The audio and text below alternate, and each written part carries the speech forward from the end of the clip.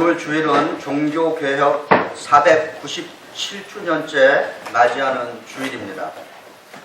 오늘은 마태복음 22장 34절부터 40절에 있는 말씀으로 믿음의 두 날개, 칭의와 성화에 대한 말씀으로 하나님의 말씀을 증거하겠습니다. 종교개혁은 1517년 10월 31일에 독일의 성경학자이며 수도사였던 마틴 루터에 의해서 시작이 되었습니다. 마틴 루터는 그 당시 캐톨릭 교권의 타락과 부패 속에서 이제 캐톨릭 교회가 성 베드로 성전을 건축하려고 하기 위해서 건축 기금을 마련하게 되었습니다. 그런데 건축 기금을 마련하는 수단이 면죄부라고 하는 거, 죄를 사해주는 증서, 혹은 면벌부라고 그럽니다. 벌을 면하게 해주는 증서를 하는 그러한 일을 하게 되었어요. 그래서 그 부당함에 대해서 이 마틴 루터가 신학적으로, 교리적으로, 윤리적으로 95개 항목을 만들어서 이제 반박하면서 결국은 그 내용은 하나님의 말씀으로 돌아가자라고 하는 신앙개혁 운동을 일으켰습니다. 그 95개 조항을 쫙 읽어보면은 재밌는 내용들이 많이 있는데, 이 면죄부와 관련된 21번 항목에 이렇게 마틴 루터가 반박하고 있습니다. 인간이 교황의 면죄부를 통해서 모든 형벌을 면하고 구원을 받을 수 있다고 말하는 면죄부 설교자들은 잘못을 범하고 있다라고 그렇게 지적을 하고 있습니다. 이 종교개혁 기간 동안에 쓰인 5가지 라틴어로 된 슬로건이 있습니다. 혹시 기억하시는 분들 있으세요? 종교개혁 기간 동안에 쓴 슬로건이 있습니다. 첫 번째, 한국말로 오직 성경. 두 번째, 오직 그리스도. 세 번째, 오직 은혜. 네 번째, 오직 믿음. 마지막 5번째, 오직 하나님께 영광. 이 5가지의 슬로건을 갖고서 종교개혁을 시작했습니다. 이 5가지 표를 가만히 보면은 결국 우리가 무엇을 믿으며 우리가 어떻게 구원을 얻으며 구원의 삶이란 무엇이냐라고 하는 것을 잘 요약해주고 있습니다. 질문 하나 하겠습니다. 대답해 보시기 바랍니다. 기독교의 예수 그리스도의 종교의 궁극적인 얼티메이트한 목적은 무엇이라고 생각하십니까? 기독교의 목적은 구원입니다. 그 구원의 유일한 조건은 무엇이라고 생각하십니까? 그 구원의 유일한 조건이 믿음입니다. 그래서 에베소서 2장 8절에 너희는 그 은혜에 의하여 믿음으로 말미암아 구원을 받았으니 이것이 너희에게서 난 것이 아니요 하나님의 선물이다 라고 가르쳐주고 있습니다. 그럼 과연 어떤 믿음이 구원의 믿음이며, 그리고 어떤 믿음으로 사는 것이 결국은 하나님께 영광이 되는가라고 하는 질문을 해보게 됩니다. 우리 개신교에 교파들이 많이 있는데 특별히 대표적인 교파가 둘이 있습니다. 개신교의 대표적인 교파 둘 그러면 어디가 생각납니까? 장로교, 감리교예요. 예. 그런데 이 두 교파가 믿음에 관해서 중요한 공헌, 기여를 우리 성도들에게 큰 영향을 미쳤습니다. 장로교의 트레이드 마크가 무엇이라고 생각합니까? 장로교의 트레이드 마크는 다양하게 생각할 수, 오늘 믿음에 관련해서 말씀드리면은 바로 칭의의 믿음인 것입니다. 그러면 감리교의 트레이드 마크는 믿음과 관련해서 무엇이라고 생각하십니까? 바로 성화를 얘기하는 것입니다. 이 칭의의 믿음과 성화의 믿음은 본질적으로 분리할 수가 없습니다. 세퍼레이트 할 수가 없는 것이에요. 칭의의 믿음 없이 성화의 믿음 갈 수 없고 성화의 믿음 없이 칭의의 믿음을 이룰 수가 없는 것입니다. 그래서 이것은 마치 날아다니는 새에다가 비유하면은 새는 한쪽 날개로 납니까? 두 날개로 납니까? 두 날개로 새는 날아다닙니다. 마찬가지로 기독교인들도 두 날개의 믿음을 가진 사람들인 것이에요. 그래서 한쪽은 칭의의 날개의 믿음을 갖고 또 한쪽은 성화의 믿음의 날개를 갖고 있는 사람들인 것입니다. 그럼 어떤 믿음이 과연 구원을 얻는 믿음인가? 라고 하는 이 교리적인 질문을 우리가 칭의의 믿음이라고 하는데, 칭의는 사실 한자어죠. 영어로는 더 간단합니다. justification. 법률적인 용어입니다. 쉬운 말로는 이거죠. 내가 죄인인데, 죄인인 내가 판사 앞에 딱 섰는데 판사이신 예수님께서 나에게, 하나님께서, 내가 하나님 앞에 섰는데 판사이신 하나님께서 나를 예수 그리스도 때문에 죄가 없다라고 죄를 용서해주는, 사면해주는 것입니다. 그래서 쉬운 말로 칭의의 다른 말은 용서인 것입니다. 그리고 우리 성경은 이 칭의를 뭐라고 표현하고 있냐면 의롭다라고 하는 말로 성경은 표현하고 있습니다. 마틴 루터의 이 칭의의 믿음을 잘 설명해 준 신학자가 엘리스터 맥그레스라고 하는 그 신학자입니다. 저는 그 엘리스터 맥그레스의 그 역사 속의 신학이라고 하는 책에서 이 교리에 대해서 많은 그 도움을 받고 있습니다. 종교개혁자 마틴 루터가 그 칭의의 믿음이란 뭐냐라고 이렇게 설명을 했어요. 칭의의 믿음, 하나님이 의롭다라고 인정해주는 믿음, 다른 말로 용서해주는 믿음, 우리가 구원을 얻는 그 믿음은 단순히 예수님이 이 땅에 역사적으로 존재했다라고 하는 것을 아는 것이 아니다라고 그랬습니다.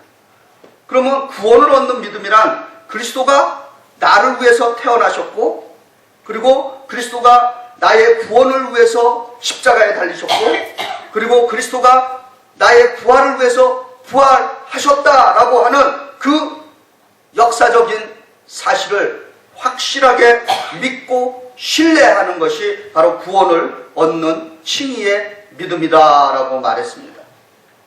그렇게 믿습니까? 네. 예수께서 나를 위해서 태어나셨고 나의 죄를 용서하시기 위해서 십자가에 달리시고 나에게 부활의 소망을 주시기 위해서 부활하셨다라고 그렇게 믿고 신뢰하는 것이 하나님으로부터 구원을 얻는 믿음이라고 하는 것입니다. 그래서 마틴 루터는 이 믿음을 그 항해를 하는 배에다가 비유를 했습니다. 그래서 이 믿음과 신뢰의 관계를 이 항해하는 배에다가 이렇게 비유했습니다. 모든 것이 믿음에 달려있다.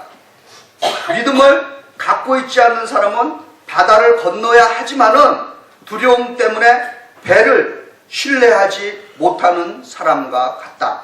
그래서 그 사람은 자신이 있는 그 자리에 머물면서 결코 구원을 얻지 못한다 그랬습니다. 왜냐하면 그 사람은 배에 오르지도 못할 것이며 배를 신뢰하지 않기 때문에 바다도 건너가지 못하기 때문이다 그랬어요. 그러니까 이 마틴 루터에 의한 칭의의 믿음은 단지 여기에 구원의 배가 있다라고 하는 것을 인정하는 것뿐만 아니라 그 배의 존재를 신뢰하고 그리고 그 배 안으로 발을 내딛고 그 배를 타고 항해를 해서 구원의 목적지인 하늘나라의 항구에까지 도달하는 것이 바로 칭의의 믿음인 것입니다. 할렐루야. 이 칭의의 믿음의 대표적인 성경 구절이 바로 마틴 루터에게는 로마서 1장 16절부터 17절에 있는 말씀이었던 것입니다. 혹시 기억하십니까? 내가 복음을 부끄러워하지 아니하노니 이 복음은 모든 믿는 자에게 구원을 주시는 하나님의 능력이 됨이라. 먼저는 유대인에게요 그리고 헬라인에게로다. 복음에는 하나님의 의가 나타나서 믿음으로 믿음에 이르게 하나니 기록된 바 오직 의인은 믿음으로 말미암아 살리라. 할렐루야. 이 로마서 1장 16절부터 17절 이 한 구절이 바로 마틴 루터의 삶 전체를 바꾸었고 동시에 개신교를 탄생시키고 우리 성도들에게 칭의의 믿음이 무엇인지를 가르쳐준 아주 대표적인 성경의 구절이 되었습니다. 그러나 이 칭의의 믿음은 여전히 믿음의 한쪽 날개에 불과한 것입니다. 한쪽 날개로는 날아다닐 수가 없습니다. 우리 초대교회 교인들은 참으로 독수리처럼 날라서 로마 제국을 비상하는 그러한 신앙인들이었습니다. 그런데 이 날아 올라야 되는 기독교가 언제부터인가 땅에서 헤매는 기독교가 됐습니다. 독수리처럼 두 날개를 가지고 힘차게 날아오르던 기독교가 어느 순간에 날개 없이 추락하는 꼴이 되었던 것입니다. 그래서 독수리가 아니라 닭과 같은 존재가 된 것입니다. 최근에 한국 기독교 신문에 개신교들에 대해서 조사한 내용이 있는데, 그 개신교들은 자기 자신이 구원을 얻었다라고 하는 그 개인의 신앙에 상당히 만족을 하고 있다는 것입니다. 그러나 세상이 어떻게 돌아가는 거에 대해서는 별로 관심이 없다라고 그렇게 신문에서 발표를 했습니다. 저는 그 결혼 주례도 가끔 하고 그러는데 혼인 서약식에 꼭 들어가는 말이 있습니다. 뭔지 아십니까? 혼인 서약식을 이게 두 남녀를 세워놓고 신랑 신부 세워놓고 하는 말이 있습니다. 선포하죠. 하나님이 짝지은 것을 사람이 나누지 못합니다. 하나님이 짝지어준 믿음이 바로 칭의와 성화인데 언제부터인지 두 믿음이 이혼을 했던 것입니다.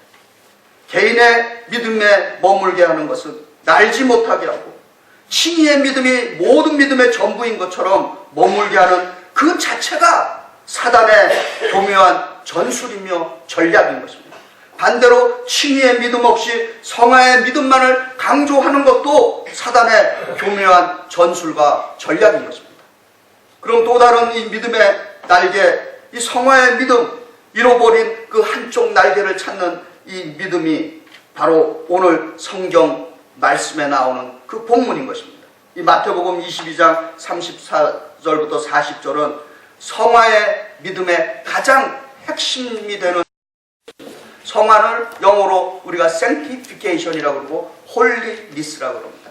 그래서 성화를 성화라고도 하고 성결이라고도 하고 거룩이라고도 하고 더 쉬운 말로는 성숙하다라고 하는 말로 표현할 수가 있는 것입니다. 우리 감리교회 교리 체계에는 이 성화를 이렇게 정의하고 있습니다. 들어보시기 바랍니다. 성화란 성령으로 매 순간 양육을 받으면서 하나님을 온 마음과 뜻과 혼과 힘을 다해서 사랑하는 것이며, 우리의 생각과 말과 행동이 사랑으로 지배받는 삶을 말한다. 이 성화의 삶은 습관적으로 하나님을 사랑하고 이웃을 사랑하는 생활이다라고 그렇게 정의하고 있습니다. 저희가 오늘 봉독한 이 마태복음 22장 35절부터 40절은 예수님께서 자신의 교회에 주신, 당신의 교회에 주신 지상 최대의 계명인 것입니다. 이 계명은 우리가 잘 알다시피 구약의 10계명을 요약 두 부분으로 요약한 것입니다. 우리가 잘 아는 그 10계명 10가지는 사실 엄격하게 나누면 세 파트로 되어 있죠. 1번부터 4번은 하나님과 우리와의 관계, 그리고 5번부터 7계명은 사람과 사람과의 관계, 이웃과의 관계고, 마지막 세 번째 부분인 8계명 도둑질 하지 말라, 그리고 제10계명 내 이웃집을 탐내지 말라, 그것은 바로 우리와 물질과의 관계를 설명하고 있는 10계명 것입니다. 그런데 이 10계명을 주님께서는 두 파트로 딱 요약을 해주셨습니다. 그럼 어떻게 하는 것이 우리가 하나님을 이제 구체적으로 사랑하는 것인가에 대해서 오늘 성경 말씀을 가지고 이제 구체적으로 한번 적용해 보고자 합니다. 이렇게 시작하죠. 22장 37절에 내 마음을 다하고 목숨을 다하고 뜻을 다하여 하나님을 사랑하라 라고 명하고 계십니다. 내가 마음을 다하고 뜻을 다해서 하나님을 사랑하는 길이 무엇이겠습니까?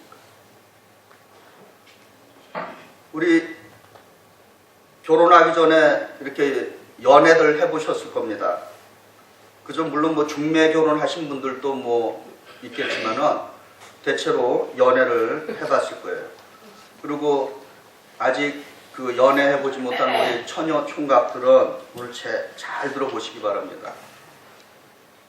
진정으로 그 사람이 혹은 그 남자가 그 여자가 사랑하는지 안 하는지 어떻게 알 수 있겠습니까? 진정한 사랑에는 마음이 쓰이게 되어 있습니다. 마음이 갑니다. 그렇죠? 네. 그리고 진정한 사랑에는 그 사랑에 목숨을 걸 수가 있습니다. 그렇죠?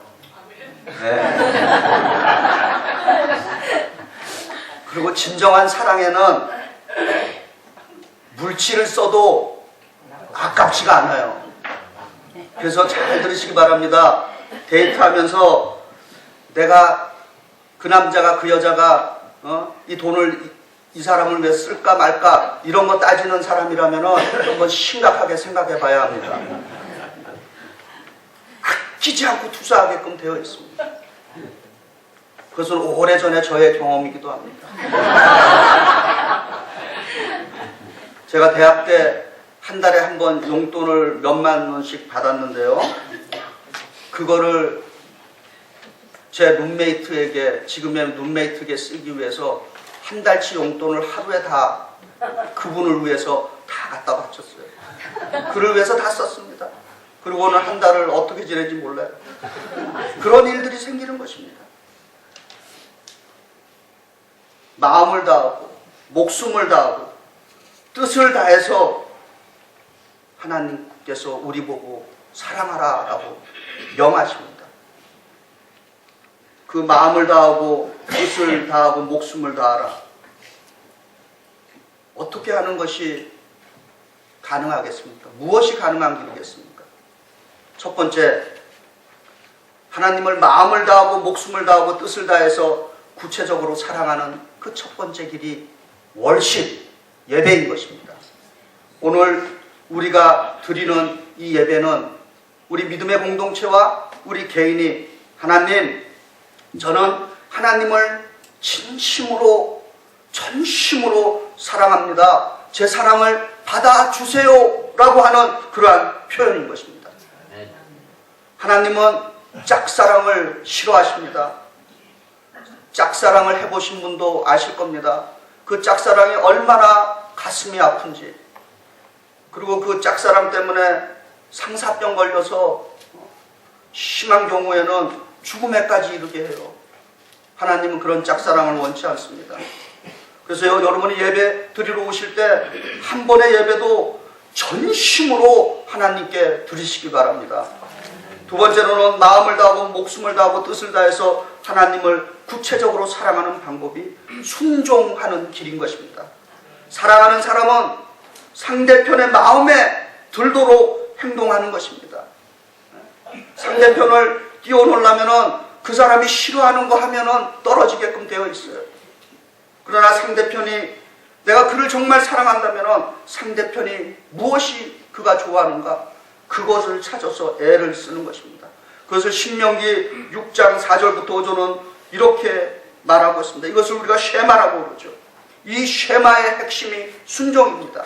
이스라엘아 들으라, 우리 하나님 여호와는 오직 유일한 여호와시니 너는 마음을 다하고 뜻을 다하고 힘을 다하여 내 하나님 여호와를 사랑하라. 아멘. 세 번째입니다. 마음을 다하고 목숨을 다하고 뜻을 다해서 하나님을 사랑하는 그 구체적인 방법은 하나님이 꿈꾸시고 하나님이 계획하시고 하나님이 소중하게 여기시는 그 꿈에 참여하고 그 꿈을 이루어 드리는 것입니다. 예수님은 우리 모든 믿음의 사람들에게 공통된 사명을 하나 주셨는데, 세상 변화를 위해서 가서 제자 삼으라 라고 하는 그 사명을 주셨습니다. 예수님은 오늘 우리들에게 가장 위대한 계명인 하나님 사랑과 이웃 사랑을 주셨고, 그리고 가장 위대한 사명인 마태복음 28장 18절부터 20절의 말씀, 땅끝까지 이르러 내 제자 삼으라고 하는 그 사명을 주셨습니다. 사랑하는 성도 여러분, 사명에 협력하고 참여하는 것이 하나님을 마음을 다하고 목숨을 다하고 뜻을 다해서 사랑하는 방법인 줄 믿습니다. 이렇게 하나님을 마음을 다하고 목숨을 다하고 뜻을 다해서 사랑하는 것을 하나의 용어로 경건의 사역, work of piety, 경건의 사역이라고 정의하는 것입니다. 이 경건의 사역을 우리는 개인의 성화다라고 하는 말로 표현합니다. 이 개인의 성화를 위해서 이 경건의 사역을 구체적으로 할 수 있는 방법을 알려드립니다. 매일 성경을 읽으시기 바랍니다. 매일 기도하시기 바랍니다. 예배에 정기적으로 참여하시기 바랍니다. 그리고 영성훈련에 적극적이길 바랍니다. 경건의 서적을 읽으시기 바랍니다. 그리고 봉사활동에 참여하시길 바랍니다. 하루에 1시간씩 꼭 좀 기도해 주세요. 믿음의 사람들이 하루에 1시간은 기도해야 합니다. 저보고 물어보세요. 목사님은 하루에 1시간씩 기도합니까? 1시간 이상씩 기도합니다. 여기에 카메라맨 옆에 앉아서 기도해요, 저는.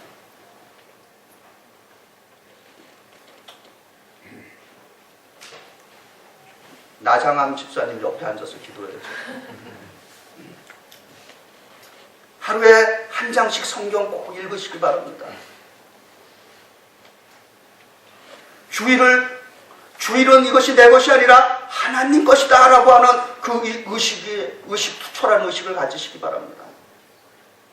주일은 하나님께서 만들어 놓으신 선악과와 같은 것이다 라고 하는 그러한 의식이 있기를 바랍니다. 이제 두 번째 부분은 마태복음 22장 39절입니다. 둘째도 그와 같으니 내 이웃을 내 자신과 같이 사랑하라. 이웃을 사랑하는 구체적인 방법을 어떻게 할 수 있겠습니까? 이웃 사랑은 바로 섬김과 봉사인 것입니다. 하나님 사랑은 개인적인 구원에 초점이 있다면 이웃 사랑은 세상을 구원하고 하는데 그 목적이 있는 것입니다. 크리스천 리뷰지에서 읽은 기사인데, 여러분 강용호 박사라는 분 알고 계시죠? 네. 그분은 눈이 안 보이시는 분이고 몇 해 전에 이제 돌아가셨죠. 그분이 그 미국 그 역사상 인물을 제일 많이 배출한 고등학교에 대해서 썼어요. 미국 이 역사상 가장 훌륭한 인물들을 많이 배출한 고등학교가 하나 있습니다. 혹시 기억나세요? 사립학교예요. 필립스 아카데미입니다.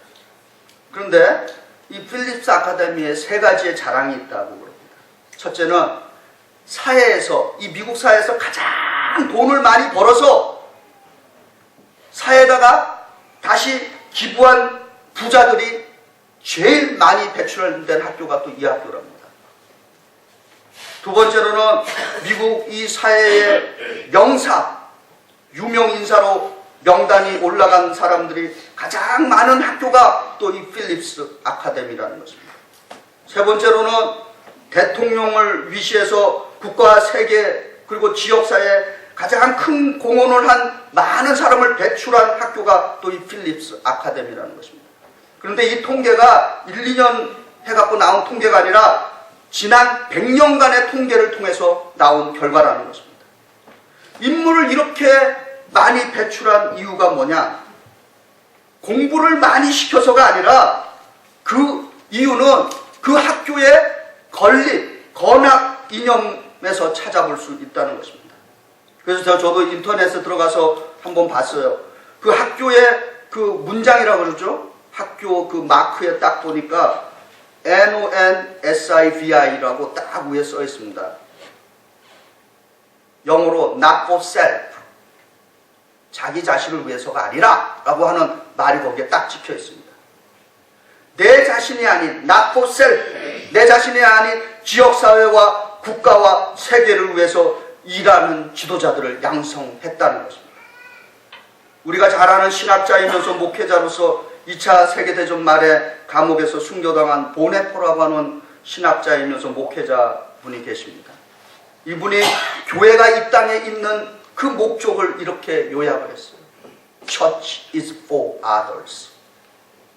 교회는 타인을 위해서 존재한다라고 했습니다.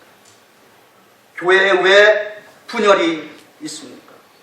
교회가 왜 시끄럽게 되겠습니까?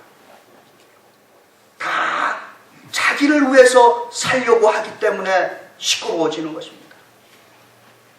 믿음의 사람들은 다른 사람을 위해서 살아야 된다라고 하는 것입니다. 다른 사람을 위해서 사는 것이 결국은 나를 위해서 사는 길인 것입니다. 다른 사람이 잘 돼야 내가 잘 되는 것입니다. 믿습니까? 네. 제가 구체적인 예화를 하나 드릴게요. 실화입니다. 1990년 초반에 제가 캔사스에서 유학 생활할 때 우리 집사람은 또 뷰티 서플라이 하시는 그 가게에서도 이제 일도 하고 그랬습니다. 그 당시 그 캔사스 다운타운에서 그 뷰티 서플라이 하시는 한인분이 한 분 계셨는데 돈을 무척 많이 버셨어요. 그분이. 그런데 그 가게가 참 잘 됩니다. 그 부자가 됐어요, 이분이. 근데 그분이 가게가 잘 되는 비결이 있어요. 뭔지 아십니까? 돈 버는 것이 아니라 고객 봉사라고 하는 것입니다. 그래서 이분이 어떤 일을 했냐면은 고객들이 뷰티 서플라이니까 고객이 어느 인종이겠어요? 대체로 거의가 흑인분들이에요. 그러니까 정기적으로 무료로 흑인들에게 머리 감겨주기. 흑인들은 머리 감는 게 우리랑 좀 다르답니다. 예. 그리고 정기적으로 흑인 자녀들에게 장학금 주기. 이런 거 했어요. 그 가게가. 그래서 흑인들이 자발적으로 그 가게 도둑도 지켜줘요. 다른 사람이 잘 되는 길이 곧 내가 잘 되는 길인 것입니다. 이 나라가 잘 되는 길이 곧 우리 소수민족이 잘 되는 길인 것입니다. 할렐루야. 이렇게 다른 사람을 섬기는 이 사랑을 자비의 사역이라고 합니다. Work of mercy라고 합니다. 이걸 사회적인 성화다 이렇게 얘기합니다. 1784년 미국의 이 감리교가 들어올 때 당시 목사님들과 평신도들이 다음과 같은 비전 선언문을 갖고 이 미국 땅에 상륙했어요. 이런 비전입니다. 이 미 대륙을 개혁하고 이 땅에 성서적인 성화를 전파한다. 이 캐치프레이즈를 갖고 들어왔습니다. 여기서 성화는 바로 개인의 구원과 사회의 구원을 말하는 것입니다. 저희 연합감리교회 대표적인 자비사역의 기관이 있습니다.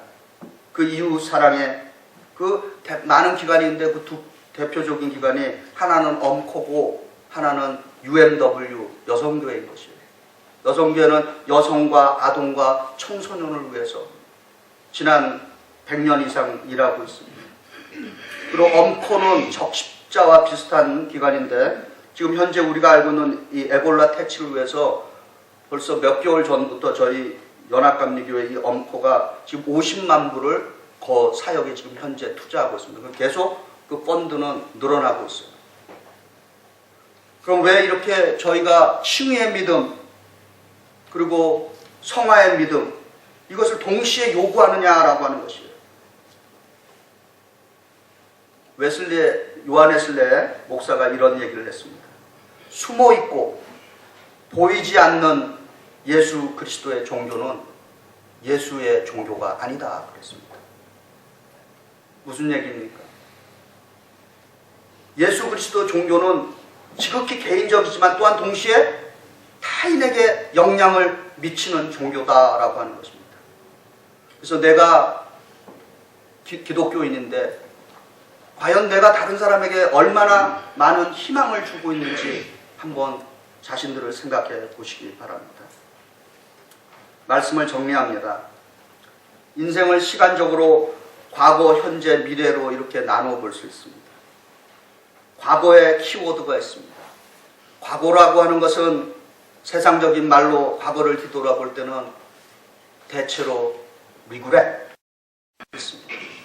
우리 성경적인 말로는 과거는 죄책감으로 괴로워하게 됩니다.